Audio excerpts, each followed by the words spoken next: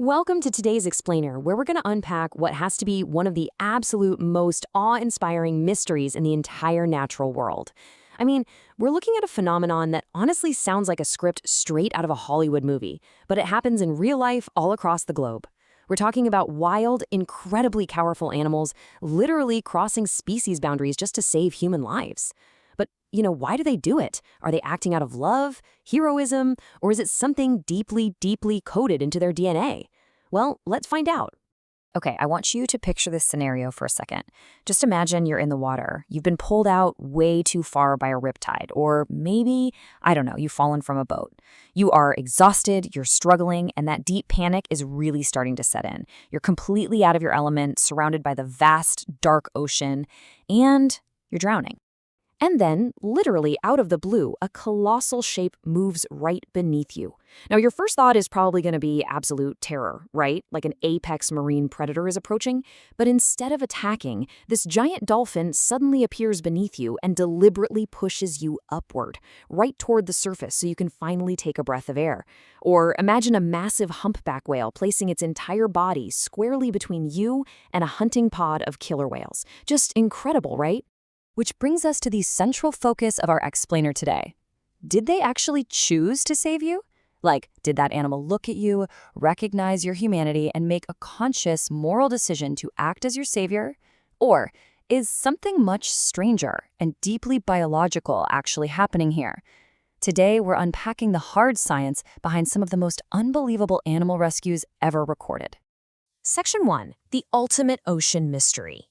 So, for centuries, people have reported these totally unbelievable interspecies encounters.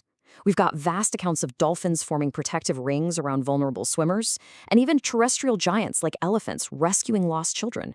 We see instances of whales gently lifting injured divers, and seals acting as literal buoys in freezing waters. And, it sounds wonderfully romantic, right? Like these animals just decided, hey, I'm going to be a hero today. But scientists look at these reports and they ask a really critical question. Did the animal actually understand what it was doing? Or were these humans just incredibly ridiculously lucky? Section 2. Evolution's Hidden Distress Code. Here's the thing. Scientists believe animals do not actually need to love humans to save them. They really only need to recognize distress. Think about the physical reality of a drowning human for a second. First, we splash wildly. Second, we make these unusual choked sounds. And third, we move completely unpredictably.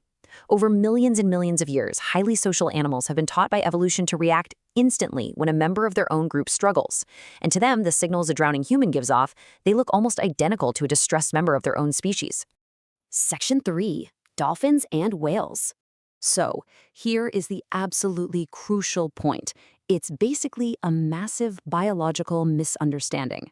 See, dolphins regularly support injured peers by physically pushing them to the surface to breathe. It's what they do. If you introduce a drowning human into that environment, frankly, to a dolphin, we just look like a very uncoordinated, super confused dolphin that can't stay afloat.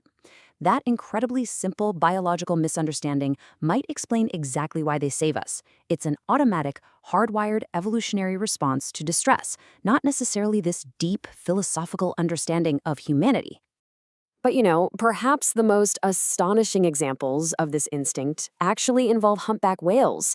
The data reveals a staggering figure. Scientists have documented over 100 distinct encounters where massive humpback whales went totally out of their way to actively attack killer whales, over 100. And here is where that data gets truly wild. When you actually look at those killer whale attacks being thwarted by humpbacks, the victims being hunted weren't other humpback whales at all. No. They were seals, sea lions, and entirely different marine animals. The humpbacks may have just been responding to the presence of killer whales out of pure aggressive instinct against a natural rival. Yet, the end result was exactly the same. A completely different species survived because of that instinct. It's a real game changer when you think about it.